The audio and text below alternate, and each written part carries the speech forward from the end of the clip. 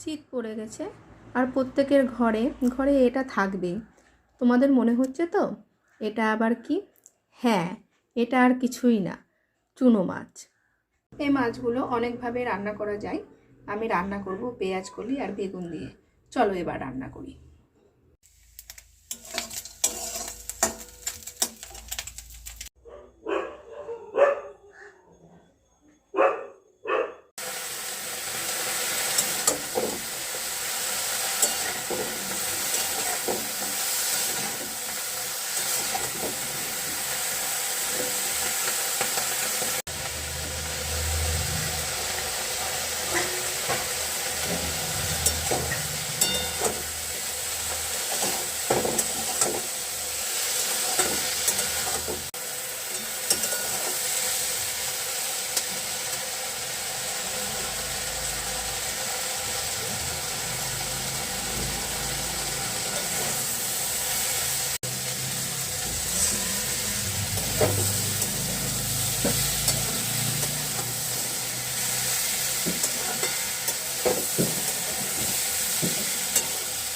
তো ফাইনালি মাছটা আমরা রান্না করে ফেললাম।